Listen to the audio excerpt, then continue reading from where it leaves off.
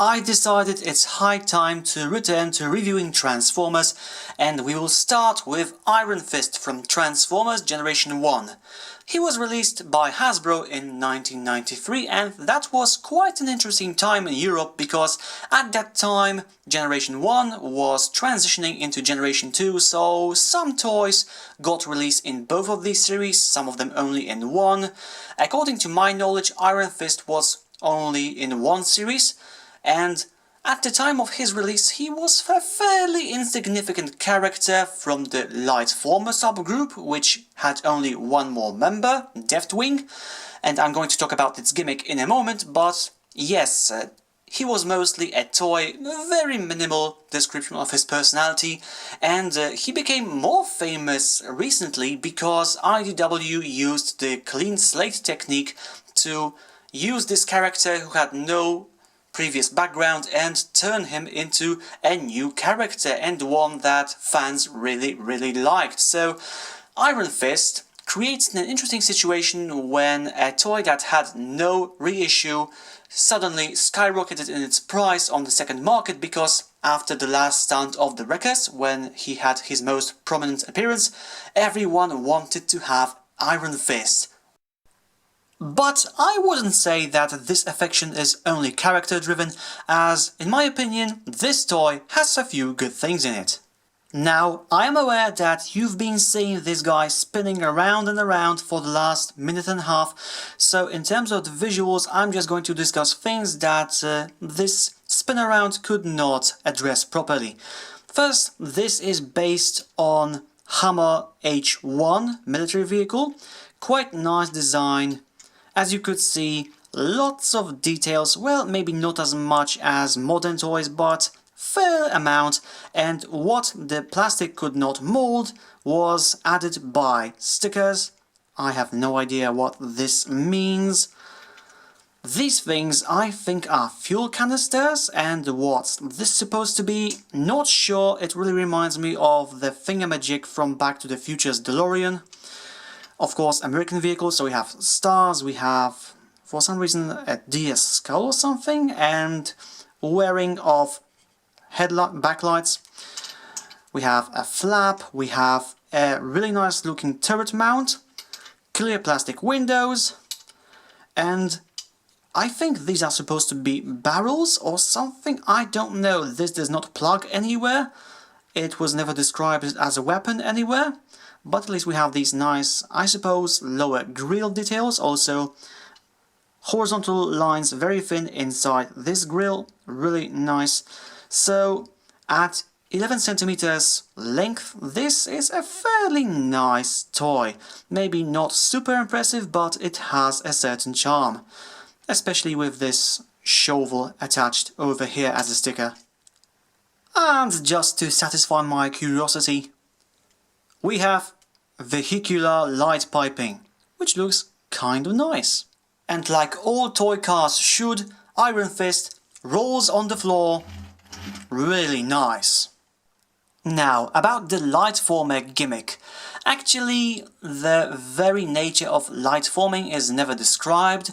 Even in the IDW comics, it's just described as a type of a new dangerous weapon that Iron Fist just constructed, but it pretty much translates into a huge gun/cannon that can be attached to the top of the roof. And this looks fairly nice. It's a futuristic weapon of mass destruction that really fits the new Iron Fist's idea of an efficient weapon. We have something that looks like a targeting system, we have a huge barrel, we have this radome thing that could be as well a huge magazine clip. We have handles for robot mode, we have this attachment point, which as you can see is a separate piece that will extend in robot mode, and we have this light blue piston, and when you push the piston inside, you can see two things. The barrel goes in and out, and this disc spins. There's one more thing that this thing does, but I'll discuss it in robot mode. For now, let's attach it to Iron Fist and see how that changes his appearance. I'd say now he looks complete. I really like this configuration. There's something very charming about an armored vehicle that's carrying a weapon that's almost as big as the vehicle itself. Also, yes, this is a Transformer, but still the gun looks slightly more advanced than the vehicle that's carrying it, so there's also this futuristic feel, and this really meshes well with this car. I don't know why, but it just feels right. I'd say we are done with the vehicle mode, so let's compare Iron Fist to other toys, starting off with something that was released in the roughly same time. So here we have Generation 1 Trackon Kalkar. This is basically the Decepticon version of Iron Fist, as well as Turbo Master Boss. And let's throw in Transformers Generations Deluxe Class Sergeant Cup and Toy World's Grind Rod. And just because I see no harm in that, here's two models of Modari building car system, T1 and X1. Transformation to robot mode is fairly simple, as with most Generation 1 toys. First off, we remove the Lightformer cannon. Now we take our hands to the sides and lift these panels with the canisters, like so. Now we can pull out this back section, which will form the legs. We straighten them out, like so, and we spin them around, like so. Now we get our finger over here, we push out this paddle, like so, so that it passes the head, like so, and that gives room for the head to deploy. So we put it out, put it up. Now we make this whole section fall down to form the chest, like so. It might give some resistance due to the head, but now it's all clear. We straighten out the arms, which are bent, like so, and that's basically it. Iron Fist is now in robot mode. I apologize if you were expecting to see the turntable again. It's just that the back of this toy is not interesting enough. I would like to concentrate on the front, so let's just go to the back for a second to see that it's pretty much vehicle mode's top with the sides.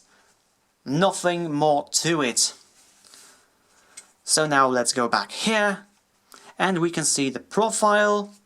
Not bad, though you can see he could not hug anything because he just doesn't have enough arm reach. Yeah. While we're at it, we can already take care of the poseability of this toy, which is pretty much 2 points. Just his arms raising and falling down on this semi-ratchet that has one middle position. He can't, well, okay, he can't take his arms up, but there's no click at the end. There's a click here.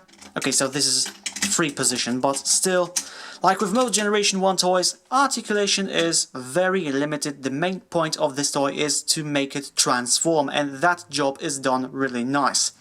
So, yeah, the front also has many elements from the vehicle mode, but now we have this abdomen, which seems to have a small 3-barrel Gatling gun, or chain gun, I don't know. I think the wheels are incorporated in this mode fairly nice. And we have some new addition of green and gold for some reason, and we have it also here in the back. A bit of blue here and here, and the head is simple but nice, just faceplate, pair of eyes on a helmet with a nice light piping, which I'll demonstrate now. Really good light piping, which is done through this big chunk of clear plastic. And we also have 2 additional stickers here on the thighs, and also light baby blue. So, in the terms of visuals, it's a fairly simple robot mode, but it passes the test. We can see that this is a transformer and not a vehicle with some added limbs. If I would have to nitpick and find something I don't like about this robot mode, I would go for the location of the head. It just seems to sit too low when we look at the front section of the car. As you can see, The neck is around 1 millimeter to below the surface of this section, which obscures part of the faceplate when we look at Iron Fist from front, and it gets worse when we bend his head forward. It's as if he's sneaking behind some container. It's not really something that's major, but I think this toy would really benefit from having a neck or at least a higher position for the head. Now it's time to discuss the benefits of Lightformer cannon in robot mode. And to show these benefits we have to raise the arms, like so, get the cannon, and deploy this bit from underneath so that it forms a tripod like a leg, but as you can see this is floppy, so unless this is pointing straight downward, this will make Iron Fist front heavy enough that his legs will actually succumb and bend him forward. So it's best if we just attach it like so. Now the other fist, by the way, this is not compatible with Transformers 5mm system, like so, and now Iron Fist has his own big gun. And that looks quite nice. Not imposing or amazing, but nice, yes. Especially that, again, the size of the Lightformer cannon is kind of amusing. From the front, it pretty much obscures Iron Fist completely. And let's talk about this part in more detail, but first, just to show you that the piston still works, you can set your thumb on this protrusion, and this spinning motion of the disc and the barrel still works. And now let's go to the targeting system, because this is the main play for this mode. As you can see, we have light piping here, and over here we'll have some kind of slideshow that's geared up with the disc and the piston. To show it properly, I'll just spin the disc manually. We have this option.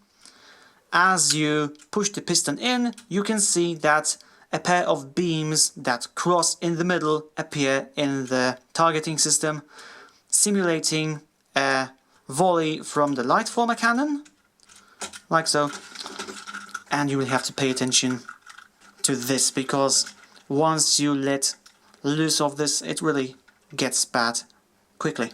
Anyway, if you push the piston, like so, you get a rapid motion, almost too rapid to be properly observed. Like this, you can enjoy it in its full glory, though this is also the moment when you see the flaw of this. First off, if this is a targeting system, why this is not in the middle so that Iron Fist can actually look through it? Also, two beams, we have one barrel, so where's the extra coming from? It would be really great if this was actually a single beam coming straight down, straight up, then it would make sense, especially if this was moved a bit. But again, this disc would obscure light, so they had to make it over here so that light could pass through.